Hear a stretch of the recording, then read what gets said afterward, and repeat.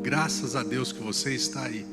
Para você e eu, como tem sido muito falado, separados, mas juntos, receber dessa verdade. Meu Pai, nós te agradecemos porque hoje é o dia, talvez o dia mais importante de todo o cristianismo, o dia da tua ressurreição, o dia que o Senhor voltou para proporcionar um tempo novo para cada um de nós, e que o teu Espírito Santo possa nos ensinar nessa manhã, nesse dia, a respeito dessa verdade mais libertadora, que é a tua obra de ressurreição em favor de todo ser humano.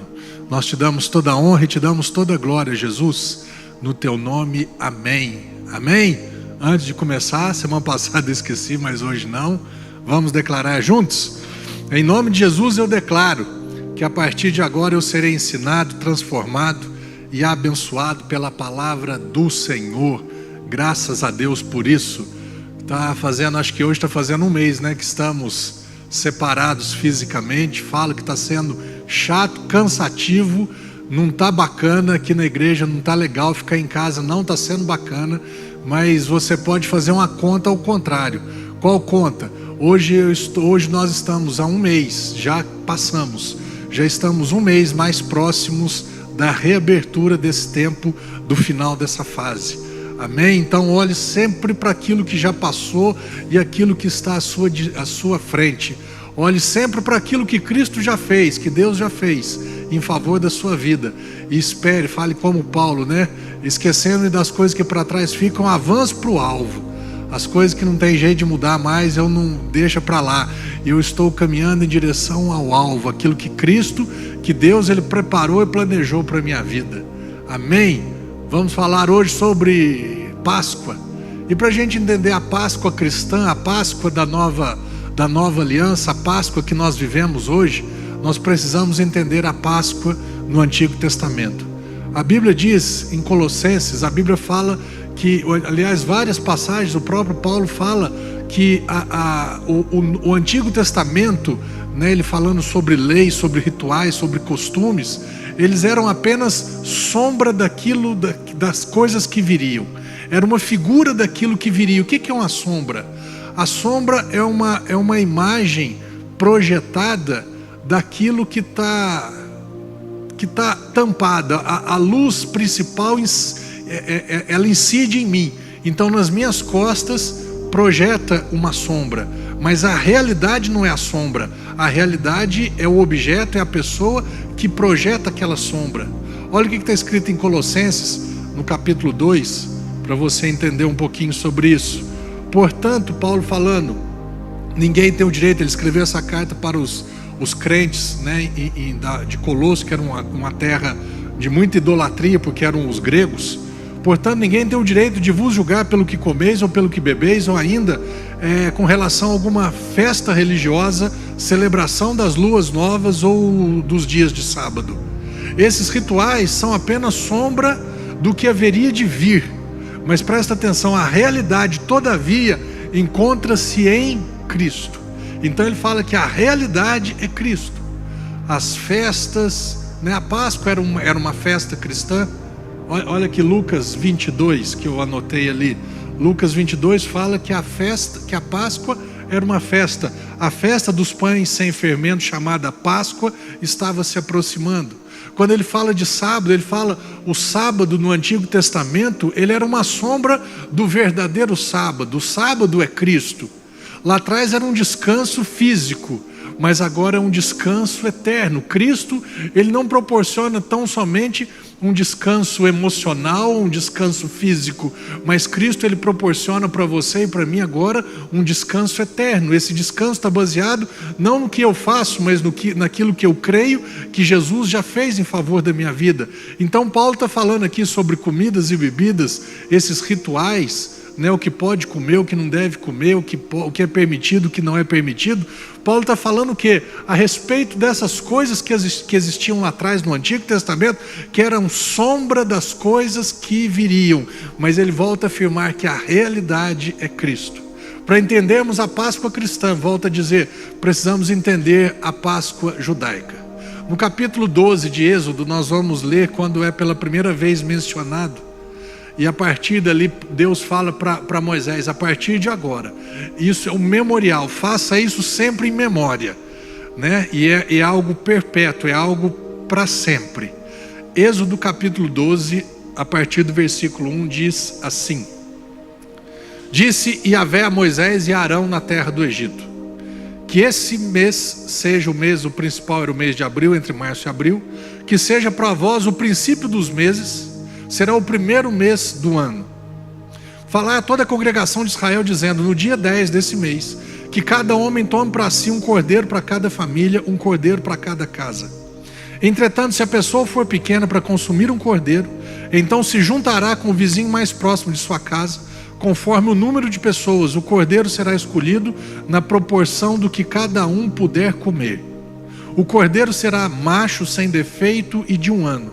Vós o escolhereis entre os cordeiros ou entre os cabritos, e o guardareis até o dia 14 desse mês, e toda a assembleia da congregação de Israel o degolará à tarde. E tomarão um pouco do sangue e passarão sobre os 2 umbrais e sobre as vergas das portas das casas que o comerem. Naquela mesma noite, comerá a carne grelhada no fogo com pães matzá, ou seja, pães não fermentados, e ervas amargas a comerão. Não comereis dele nada cru, nem cozido em água, o animal inteiro, incluindo a cabeça, as pernas e os miúdos, será assado em brasa. Nada deixareis sobrar até pela manhã, caso isso aconteça, queimareis o que restar. E ao comer, estáis pronto para partir. Amo isso daqui. Cinto atado, sandálias nos pés e cajado na mão, comereis às pressas, porque essa é a Páscoa do Senhor.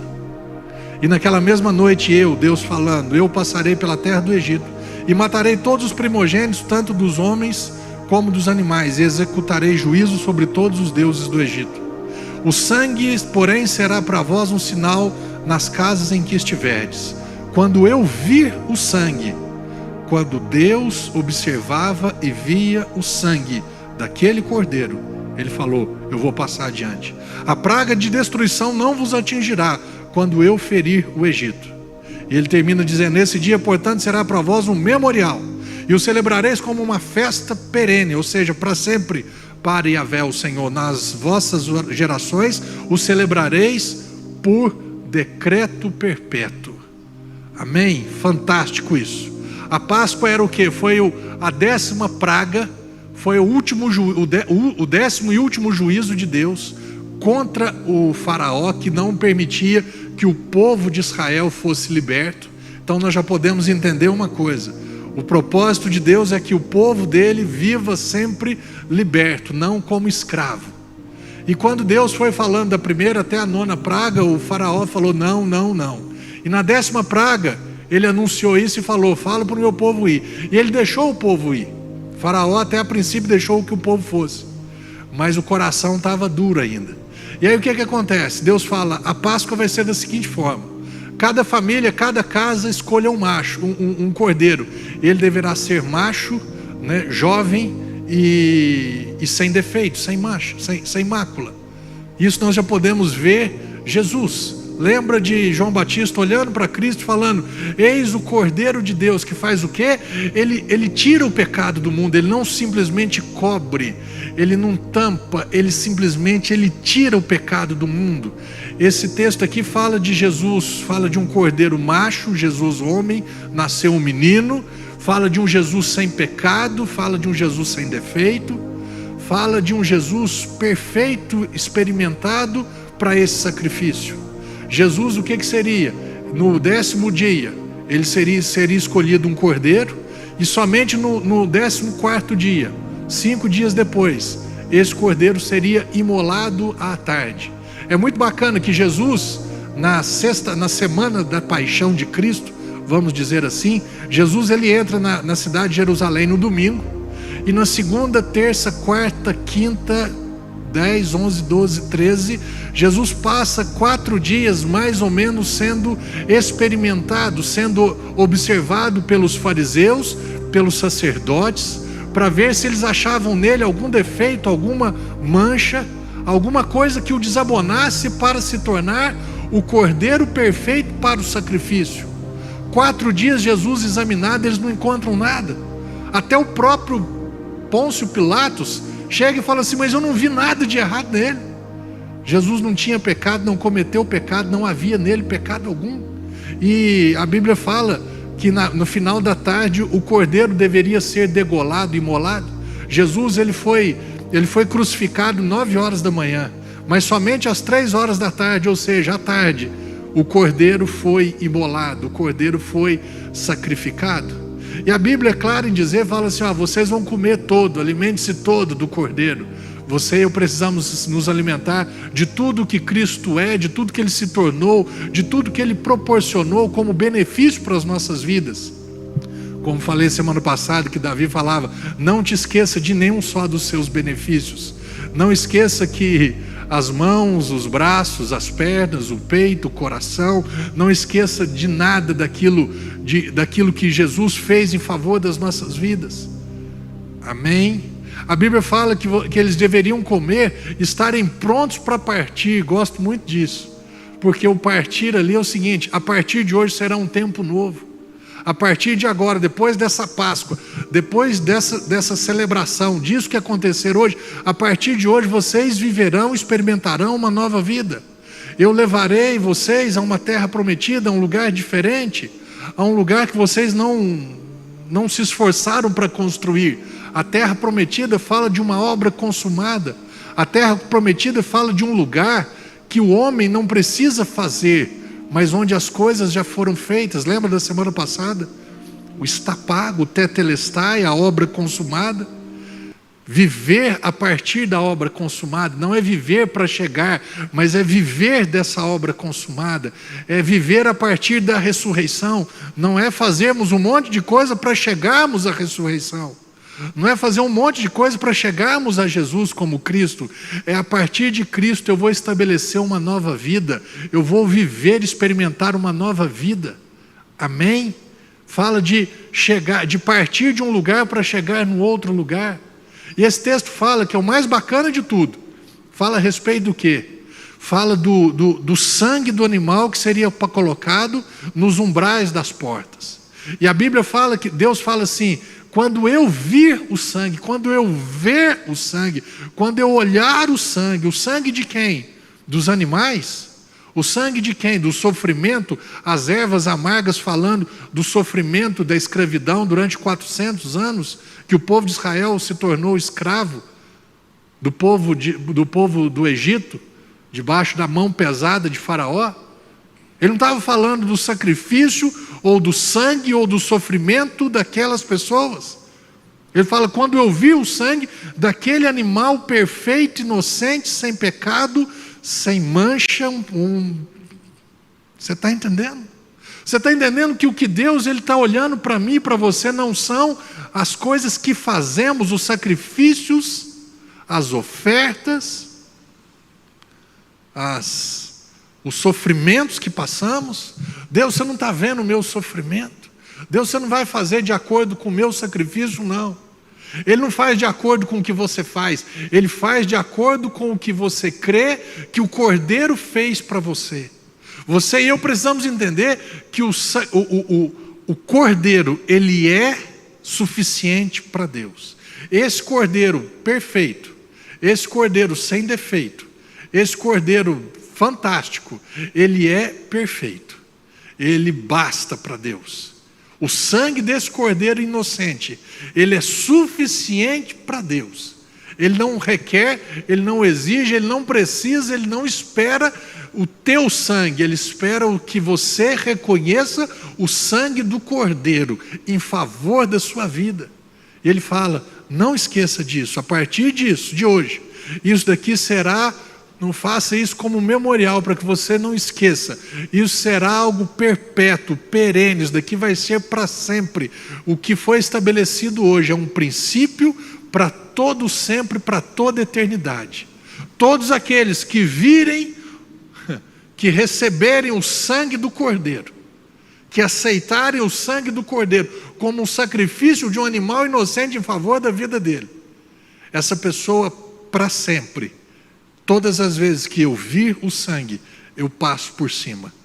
O juízo não vem, o juízo não chega até essa pessoa.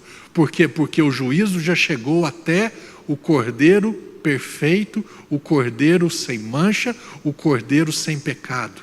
E nós estamos falando de quem? João Batista, que era um primo de Jesus, 6 meses mais velho, cresceu com Jesus, conviveu com Jesus, mas teve um dia, lá para os 30 anos de Jesus, quando João Batista olha para Jesus e ele tem uma revelação, entendimento, fala, esse não é o meu primo Jesus, mas esse, olha o que diz a Bíblia. Jesus, no dia seguinte, João viu a Jesus, como ele nunca tinha visto até então, que vinha caminhando em sua direção e disse, ele não é mais Jesus, o meu primo, ele não é o filho de José e Maria, mas ele é o Cordeiro de Deus, que veio com esse propósito, com essa missão de quê? De tirar o pecado do mundo. Ele olha para Jesus e fala, mudou, a chave mudou. Antes era Jesus, meu primo, agora é Jesus, o Filho de Deus. Agora é Jesus, o Cordeiro de Deus, que veio com qual propósito? O propósito de tirar o pecado do mundo. O propósito de levar a culpa das transgressões. O propósito de de pagar todo o preço de toda a raça humana. Ainda que alguns não viessem a reconhecer, Jesus fez isso. Ele veio com esse propósito para se tornar o Cordeiro Pascal. Para se tornar o cordeiro que seria sacrificado, que seria imolado, o cordeiro que seria oferecido como sacrifício em favor da raça humana. Pensa nisso, aquelas pessoas, aquelas famílias lá atrás. O que aquele animalzinho, bonitinho, perfeito, sem defeito, sem mancha, o que ele tinha a ver com o pecado, com as transgressões, com as culpas, com as deformidades daquelas pessoas, daqueles seres humanos? Nada. E ele era degolado, o sangue dele era derramado e era oferecido a Deus como perdão, como sacrifício, como oferta pelo pecado daquelas famílias. O que Jesus veio fazer? Jesus veio fazer algo que você e eu não dávamos conta nunca de fazer. Fazer o quê? Ele veio sacrificar, ele veio morrer em favor da tua vida e da minha vida. Jesus veio fazer algo que você e eu nunca daríamos conta e nunca vamos dar conta de fazer. A perfeição de Cristo, a inocência de Cristo, a ingenuidade de Cristo, a pureza de Cristo. Isso que você e eu já nascemos e nós nunca vamos ter condição de administrar isso, de transformar isso nas nossas vidas. Jesus, ele fez isso por você. Quando João Batista olha para Jesus e fala, esse é o Cordeiro de Deus. João Batista não, João, o discípulo, ele olha, esse é o Cordeiro de Deus, é ele que tira o pecado do mundo.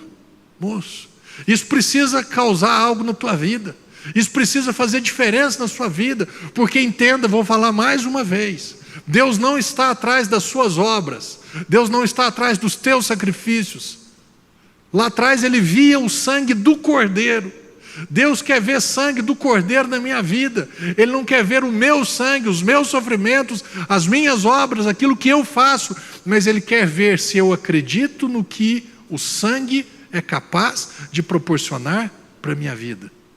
Pensa, se aquelas famílias, ouvindo o que Moisés estava dizendo, se elas não acreditassem, elas poderiam até matar o cordeiro poderia ser imolado, eles poderiam comer daquela carne, eles poderiam comer as ervas amargas, mas se eles não passassem o sangue do cordeiro nos umbrais das suas próprias casas, quando o anjo da morte passasse, quando o juízo fosse executado, não encontraria o sangue.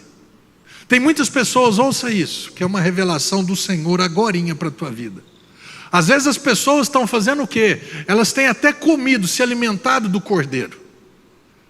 Elas se alimentam até dos seus próprios sacrifícios, dos seus próprios sofrimentos. Elas têm conhecimento a respeito do que Jesus fez, da obra que Deus fez, sabem vários ou alguns versículos da Bíblia, se alimentam, colocam em prática na sua vida, ensinamentos, mas são incapazes de receber ou de passar ou de aplicar esse sangue nas suas próprias casas, nas suas próprias vidas.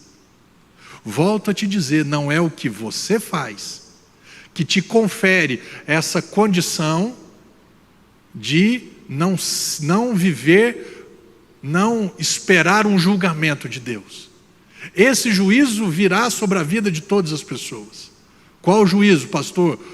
A morte, ela virá sobre a vida de todas as pessoas. E o dia que essa morte vier sobre a minha vida, o que ela vai encontrar na minha vida? Ensinamentos? Ela vai encontrar sofrimento? Ela vai encontrar uma religião? Ela vai encontrar boas obras? Ela vai encontrar caridade? Ela vai encontrar um bom marido, uma boa esposa, um bom filho? Vai encontrar um bom religioso? Vai encontrar uma pessoa moralmente e socialmente correta? Se ela encontrar isso, o juízo vai vir sobre a minha vida. O juízo não veio sobre a vida de quem? Sobre a vida daqueles que aplicaram o sangue do cordeiro inocente nas vergas, nos umbrais, nos portais das suas casas. A pergunta que eu faço para você: você tem aplicado o sangue de Jesus na sua vida? Você recebe Jesus, você já recebeu Jesus, não simplesmente como Senhor, mas também o seu Salvador? Ou você está tentando se salvar? Ressurreição fala de um Cristo que foi ressuscitado. A morte, ok, e a ressurreição? Houveram 3 acontecimentos fantásticos na vida de Jesus em favor da raça humana. O nascimento de Cristo produziu o que? Uma esperança. O Salvador nasceu, ok? Aí quando Jesus morre, a obra, o preço é pago, o tetelestai, eu paguei o preço. A questão é o seguinte: você reconhece, você aceita que Cristo ele pagou esse preço a favor da sua vida? Isso é receber Cristo. A ressurreição é o quê? A garantia. Quando Jesus ele ressuscita, então significa o quê? Que ele é a garantia, é o recibo de que o que ele fez foi aceito por Deus Pai. Lembra da semana passada? A ressurreição fala de quê? De um preço, de uma quitação, de um recibo declarando está pago. Eu aceito o valor que você pagou. O valor foi a morte de Cristo, e o recibo é a ressurreição de Cristo. Olha o que está escrito em Romanos 4, 25. Paulo fala que Jesus ele foi entregue à morte para pagar todos os nossos pecados, e ele foi ressuscitado para nós, eu amo essa palavra, uma completa justificação. Quando diz algo completo, o que você entende na sua cabeça? Que foi pleno, foi feito, foi satisfeito, não tem mais espaço, não tem a minha parte. A morte foi para perdoar todos os meus pecados. E a ressurreição? A ressurreição é a garantia de que aquilo que ele fez foi suficiente para Deus. Se foi suficiente para Deus, precisa ser suficiente para a minha vida. Mas e a minha parte? A tua parte não existe. A tua parte é simplesmente pegar o sangue do cordeiro e passar sobre a sua vida, sobre os umbrais da porta da sua casa. A ressurreição o quê? É a garantia, é um direito que você passa a ter agora baseado no que Cristo fez. Hoje estamos falando do que? Da ressurreição de Cristo. Esse versículo é muito bacana porque ele é o último versículo do capítulo 4, o capítulo 5 de Romanos, que é a sequência desse último versículo. Ele começa a falar do que? Dos benefícios da ressurreição. Olha o que Paulo fala no capítulo 5. Portanto, ou seja, portanto o que? Já que Cristo morreu para perdoar todos os meus pecados e foi justificado, me tornou justo, me tornou sem culpa, havendo sido justificados pela fé, não pelas obras, nós temos paz com Deus. Por meio de quem? Das minhas obras? Não, por meio do nosso Senhor Jesus Cristo. O que nós lemos lá atrás? O juízo não virá sobre a vida daqueles que tiverem o sangue do Cordeiro na sua casa. O juízo não virá sobre a vida de quem? Sobre a vida daqueles que não só sabem da morte de Cristo, mas aplicaram a morte de Cristo em favor, em benefício da vida deles. Ok? A Bíblia fala que a glória da segunda casa é maior do que a primeira. A glória do segundo templo foi maior do que a glória do primeiro templo. Fala de um ministério lá atrás, falando do ministério da condenação. E agora ele que era glorioso, ele fala assim, muito mais, agora o ministério do Espírito será maior ainda. Lá atrás o Cordeiro era simplesmente morto. Agora o Cordeiro ele não só é morto, mas ele também é ressuscitado.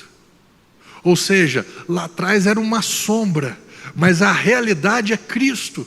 E a realidade como Cristo é não só que ele morreu, mas que ele morreu e foi ressuscitado. E a ressurreição de Jesus, ela confere a mim agora o quê? A capacidade de, Marcelo, viva em paz. Marcelo, viva descansado. Você não precisa mais fazer, eu já fiz por você. Marcelo, no momento que você recebeu o que eu fiz por você, que você passou o sangue na sua vida, você recebeu o sangue do Cordeiro, do meu sacrifício em favor da tua vida, viva em paz, porque o juízo não virá mais sobre a tua vida. Você entende isso?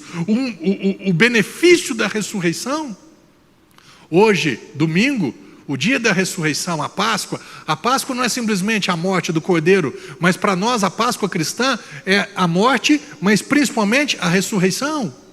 Eu falei dos três aspectos: o nascimento de Cristo, a morte de Cristo e, acima de tudo, a ressurreição de Cristo, porque a ressurreição de Cristo é a garantia de que é o Cordeiro que foi imolado naquele dia, daquela forma, o que ele fez, o que foi feito, foi suficiente para Deus.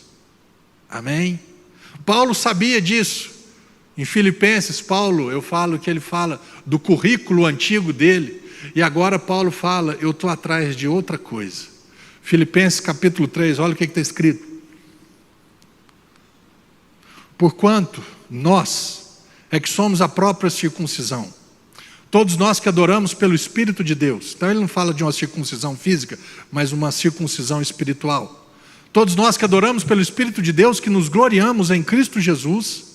E olha isso, e não depositamos confiança alguma na nossa carne, na nossa obra, nos nossos feitos. Embora ele começa a falar de quem ele era, embora eu também tivesse razões para alimentar tal convicção. Ora, se alguém julga que tem motivos para confiar na carne, ele fala, esse cara sou eu, circuncidado no 8º dia de vida, filho da descendência de Israel, da tribo de Benjamim, hebreu de hebreus, quanto à lei fui fariseu, quanto ao zelo persegui a igreja, quanto à justiça que há na lei, irrepreensível.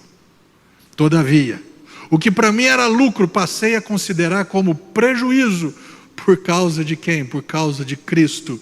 Mais do que isso, compreendo que tudo é uma completa perda, não tem valor para a salvação, valor para a eternidade, quando comparado à superioridade do valor do conhecimento de Cristo Jesus, meu Senhor. Por quem decidir perder todos esses valores, ele escolheu Eu não vou colocar esses valores acima de Jesus. Os quais considero agora, olha a palavra que ele usa, como esterco, a fim de ganhar Cristo e ser encontrado nele, presta atenção, não tendo por minha a justiça que procede da lei, mas sim a que é outorgada, que é dada por Deus, mediante a fé, para conhecer Cristo, isso daqui, ó, e o poder da sua ressurreição, e a participação nos seus sofrimentos, identificando-me com ele na sua morte, com o propósito de, seja como for a ressurreição dentre os mortos. Não sei, não entendo direito isso, mas eu quero estar presente nela. Você entende, Paulo? Paulo fala, eu era o cara. Vamos trazer para hoje. Nasci numa família top, fui criado numa escola nota 11, fiz faculdade, fiz tudo, fiz doutorado, pós-doutorado, mestrado, MBA, fiz tudo que podia fazer. Quanto à sociedade irrepreensível, quanto à igreja o mais religioso possível, quanto à família perfeito, como marido, como pai, como profissional, era perfeito. E ele fala, mas quando eu conheci Cristo, quando eu ouvi dizer sobre Cristo, ele falou assim, eu fiz uma escolha. Isso para mim que era valor, isso deixou de ser valor. Meu irmão, não estou falando que seja errado, não. Então eu vou deixar de ser um bom marido, de ser um bom pai, de ser uma pessoa honesta, correta, justa. Não, isso daí é bacana, isso daí é normal. O que não pode é isso se tornar um valor para a tua vida, para mostrar esse valor para Deus e falar assim, olha quem eu sou, olha o que eu fiz. E eu ralei, hein? Pensa num cara, Deus, que ralou para chegar onde chegou. Pensa num cara que ralou demais da conta para manter a sua integridade, para não ser corrompido. Muita gente aí se corrompeu nessa caminhada. Tem gente aí, presidente de empresa, tem gente aí que tem cargo aqui, cargo ali, mas eles foram corrompidos, eu não. Eu fui honesto, eu fui justo, eu fui correto, eu ajudei pessoas, eu tirei da minha própria roupa para dar, eu tirei do meu prato para alimentar, eu fiz um monte de coisa. Isso, meu irmão, isso, deixa eu te dizer com todo carinho, respeito e cuidado. Isso daí não tem valor para Deus no que tange a quê? Ser aceito por Ele, ser justificado por Ele, ser salvo por Ele, ser inocentado. Que o juízo não chegue até você, porque o juízo não chegará até você porque você tem esses altos valores, esses pesos pesados nessa balança, que te confere o que? Eu não serei julgado, por quê? Porque eu sou bom. Ou, no momento em que eu for julgado, todos esses valores vão pesar a favor da minha vida. Paulo fala, eu abri mão disso tudo. Abri mão daquilo que eu era, daquilo que eu fazia. Eu abri mão da minha obediência à lei. Eu abri mão disso tudo. Ele chega a dizer que ele considerava isso até como um esterco. Pensa isso como esterco. Os teus valores como um esterco, essa tua justiça própria, essa tua integridade absoluta, irrepreensível, como um esterco. Paulo, que ele fala, eu poderia, eu era o cara, mas eu abri mão disso. Você já abriu mão disso? Volto a dizer, não estou falando de ter uma conduta correta nessa terra, mas de ter isso como valor, um valor para ser apresentado para Deus, como, você viu o que eu fiz, né? Você sabe quem que eu sou. Paulo fala, eu estou interessado, sabe no quê? É no poder da ressurreição. Eu sei que Jesus morreu, eu sei que Ele foi ressuscitado, eu sei que a ressurreição é a garantia daquilo que Ele fez, que essa garantia me dá autoridade e me valida para quê? Para ter uma vida nova. Eu estou atrás disso. Sabe o que eu estava pensando na semana? Eu estou atrás de ter experiências com Cristo depois da ressurreição. Eu estou atrás de experimentar o que a ressurreição, ela proporcionou, ela beneficiou para a minha vida. É atrás disso que eu estou. E não houve um homem mais usado por Deus, um homem que experimentou mais do poder de Deus, do que o apóstolo Paulo. Por quê? Porque ele abriu mão daquilo que ele tinha, que ele era, que ele fazia. Ele correu atrás do quê? eu quero saber do que Cristo fez por mim. Eu quero entender, eu quero vivenciar, eu quero experimentar do poder de Deus na minha vida, o poder da ressurreição. Você está atrás do quê, meu irmão? Você está correndo atrás de quê? Você está valorizando o quê? O que você fez? Deus, olha o que eu fiz, responde a minha oração. Deus, por que você não responde a minha oração? Porque olha, afinal de contas, o que eu tenho feito, o que eu fiz? Lembra da semana passada, como eu disse, para mim foi a maior, quando eu falo pregação, estou falando a minha pregação, foi a maior revelação que Deus trouxe para mim, Marcelo, nos últimos anos e põe anos nisso. Está pago. Esse é o poder da ressurreição. Marcelo, está pago. Eu estou atrás disso agora. Eu estou atrás de experimentar o resultado da ressurreição. E hoje é um dia propício, porque hoje é um dia onde estamos sendo relembrados, fazendo algo em memória do que Ele fez em favor da tua vida e da minha vida. Paulo estava atrás do poder da ressurreição, daquilo que a ressurreição proporcionaria a ele. E proporcionou, hein? E o negócio foi pegado no tempo de Paulo, hein? Paulo botou para quebrar. Paulo, ele fala, eu sou o que sou por causa da graça, e a graça não foi em vão. Eu trabalhei para caramba. Ele fala, mas até o meu trabalhar foi a graça de Deus na minha vida. Mas ele botou para quebrar. O que Jesus fez em favor da raça humana, Paulo, eu creio assim, ele pegou a parte dele e falou assim, a minha parte é minha. Eu vou experimentar do poder da ressurreição na minha vida. Eu vou levar pessoas a experimentarem do poder da ressurreição de Cristo em favor da vida delas. Eu quero te convidar, porque essa tem sido a minha caminhada já tem alguns meses, alguns anos até. Mas a partir de domingo passado antes era um tiro de garrucha. Antes eu tinha alguns alvos, agora eu estou com um alvo focado, eu estou com um alvo centrado. O quê? O que a ressurreição de Cristo proporcionou para mim? A paz eu já tinha. Perguntava para mim, pastor, você vai para o céu? Vou, baseado em quê?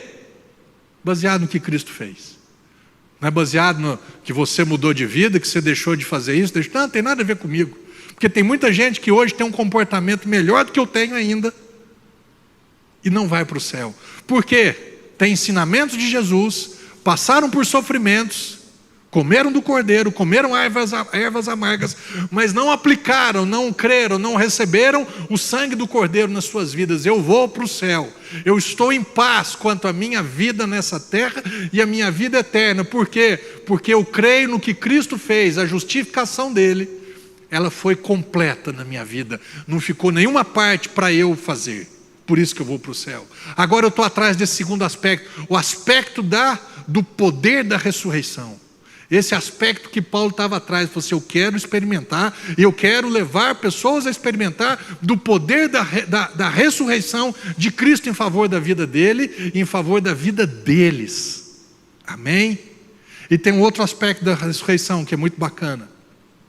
Jesus morre, retiram Jesus da cruz, colocam Jesus num túmulo, na sexta-feira de tardezinha, sábado, domingo de manhã, algumas mulheres vão até o túmulo. João capítulo 20, verso 8, olha o que está escrito, verso 1. Ao amanhecer o primeiro dia da semana, num domingo, quando ainda meio escuro, Maria Madalena foi ao sepulcro e viu que a pedra que fechava a entrada havia sido removida. Então saiu correndo em busca de Simão Pedro e do outro discípulo, a quem Jesus amava, João, e disse-lhes, eles tiraram o Senhor do sepulcro e não sabemos onde o colocaram. Imediatamente Pedro saiu em direção ao sepulcro, acompanhado pelo outro discípulo. Ambos corriam juntos, entretanto o outro discípulo correu mais do que Pedro, e chegou primeiro ao sepulcro. E inclinando-se, viu as faixas de linho ali, mas não entrou. Em seguida chegou Simão Pedro, que vinha logo atrás dele. Pedro entrou no sepulcro e também viu as faixas de linho, bem como o lenço que estivera em volta da cabeça de Jesus, e que não estava com as faixas de linho, mas dobrado à parte. Maria Madalena vai, vê a pedra removida, volta, chama Pedro, João, os dois vão correndo. João chega primeiro, olha ali, mas não entra. Pedro entra e ele vê o quê? Ele vê os panos ali, e ele vê um lenço, ele vê um tecido, um lenço ali, um lenço que não estava jogado, ele não estava enrolado, embolado, ele estava dobrado à parte. Acho que alguns já sabem, mas isso é bacana, que era um costume, uma tradição judaica, que a pessoa que estivesse na casa, vamos supor, você na sua casa você tem um servo, você é o amo, é o senhor desse servo, e esse servo servia a mesa, e tinha ali um pano, um tecido, um guardanapo, e o servo saía da sala.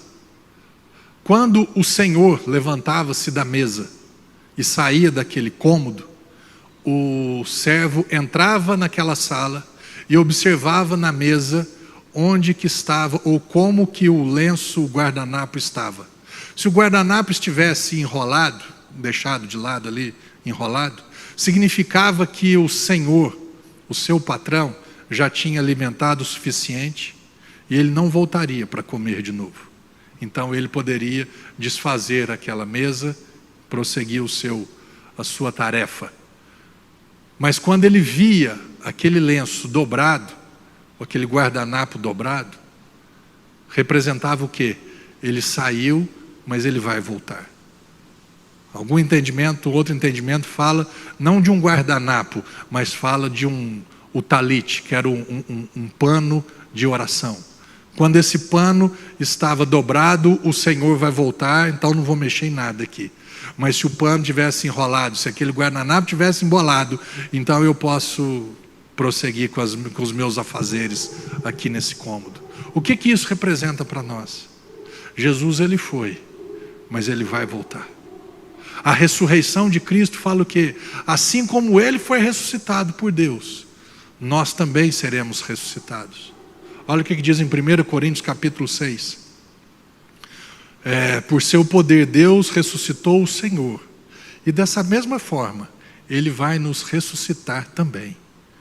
A ressurreição de Cristo confere não só paz, poder, mas confere também uma esperança, uma certeza de que assim como ele foi ressuscitado, você e eu também seremos ressuscitados. Confere a nós o quê? Uma esperança de que um dia, se nós morrermos antes da volta de Jesus, nós estaremos com ele para sempre. Se morrermos, se estivermos vivos, como nós vamos ler aqui em Tessalonicenses, fala do arrebatamento da igreja. Olha o que Paulo falou em 1 Tessalonicenses capítulo 4, Paulo fala, não desejamos, no entanto, irmãos, que sejais ignorantes em relação aos que já dormem no Senhor, porque para que não vos entristeçais como os outros que não possuem a esperança. Porquanto se cremos que Jesus morreu e ressuscitou, da mesma maneira devemos crer que Deus, por intermédio de Jesus, também trará juntamente com ele os que nele faleceram. Afirmamos a todos vós, pela palavra do Senhor, que nós, os que estivermos vivos, quando se der o retorno do Senhor, o lenço foi dobrado, então ele vai voltar, o retorno do Senhor, certamente não precederemos os que dormem nele. E agora ele vem explicando essa ordem, pois dada a ordem com a voz do arcanjo, e o ressoar da trombeta de Deus, o próprio Senhor descerá dos céus, e os mortos em Cristo ressuscitarão primeiro. Logo em seguida nós, os que estivermos vivos sobre a terra, seremos arrebatados como eles nas nuvens, para o encontro com o Senhor nos ares. E assim estaremos com Cristo para sempre. Você lembra lá atrás que nós começamos dizendo sobre a Páscoa?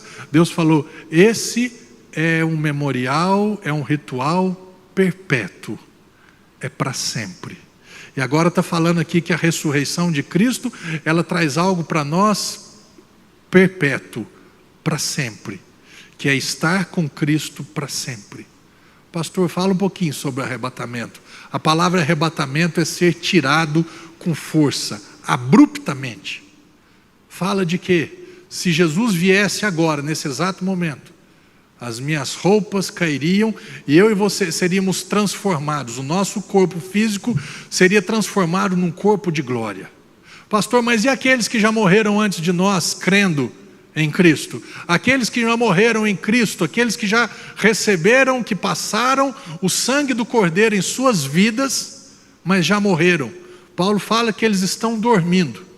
E quando ressoar a trombeta de Deus, a trombeta para o arrebatamento, eles serão ressuscitados, encontrarão com o Senhor nos ares. Então pensa, Jesus está lá no céu, no 7º céu.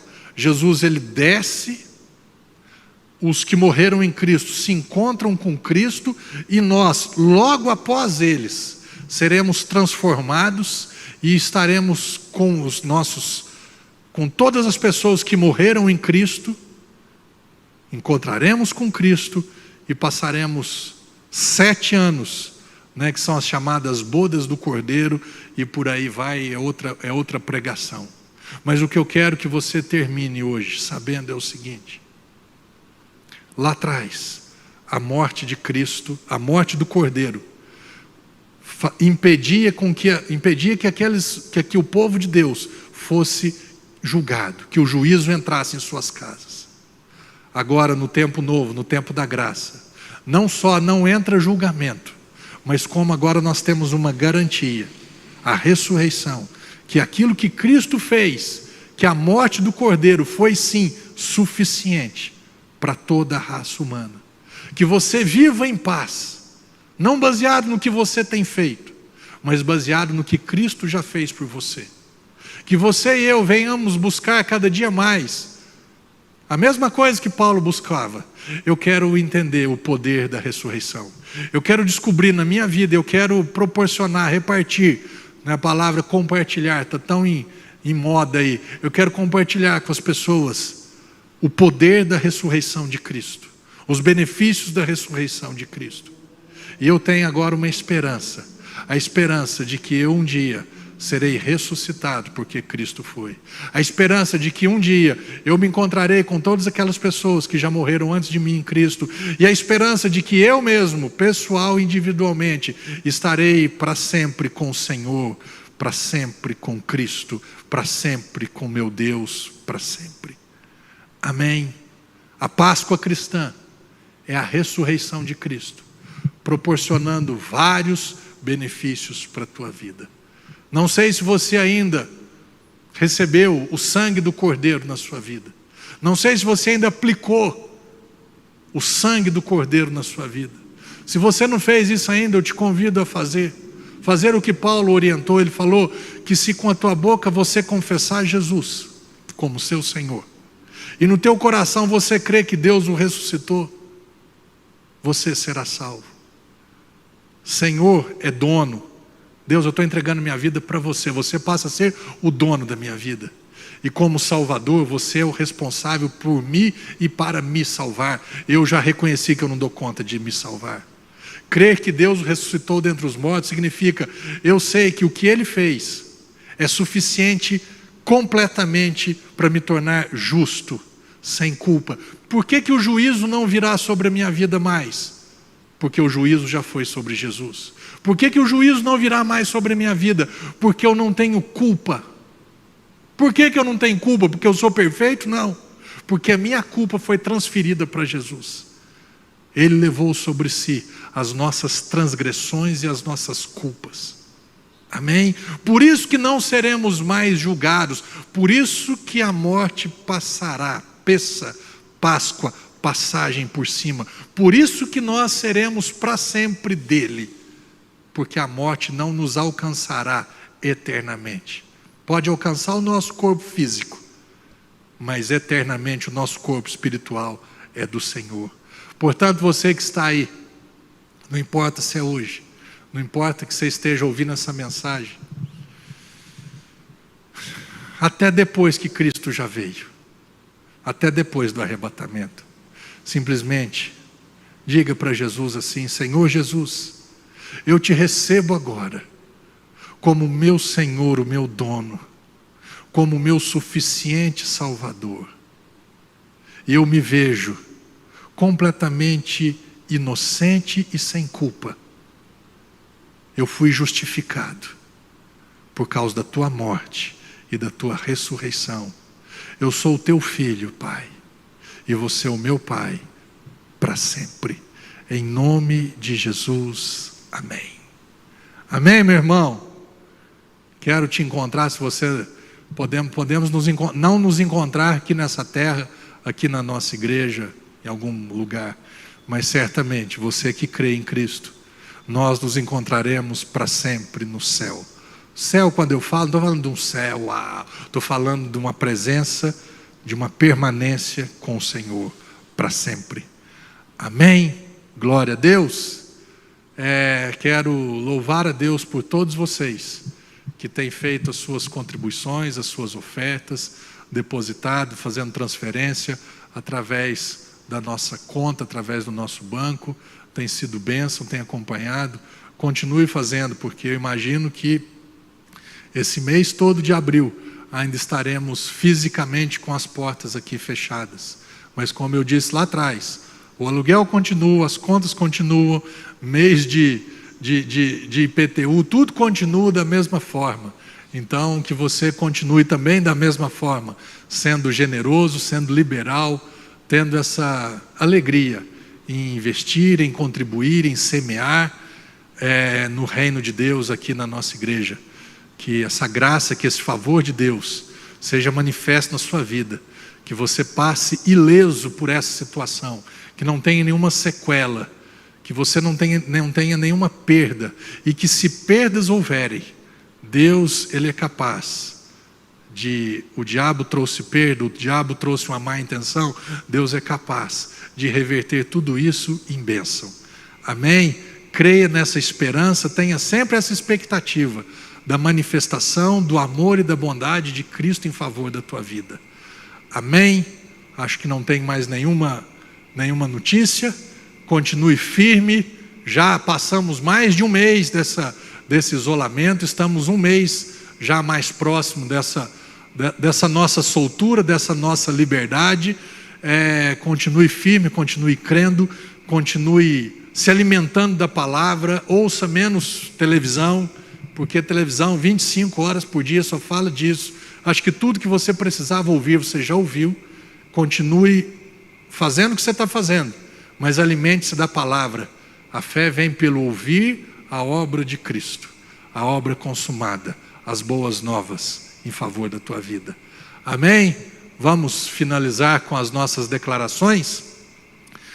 Vamos juntos, em nome de Jesus eu declaro que fui completamente perdoado, olha o que falamos hoje, e justificado pela morte e ressurreição de Jesus.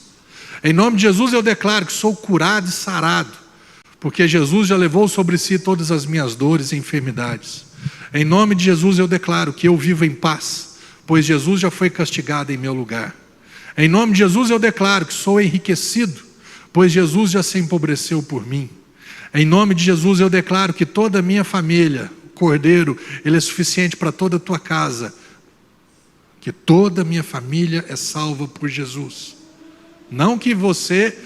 Volta um pouquinho para mim, por favor.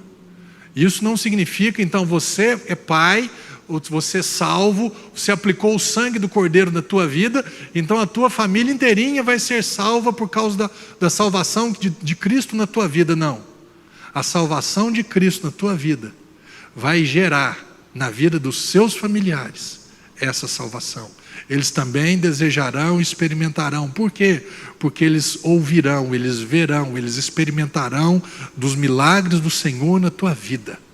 Amém? Continuando. Em nome de Jesus eu declaro que a nossa igreja cresce, prevalece e prospera em todas as áreas para a honra e glória do Senhor. E em nome de Jesus eu declaro que terei uma vida incrível e maravilhosa a cada dia, porque essa é a vontade do Senhor para mim.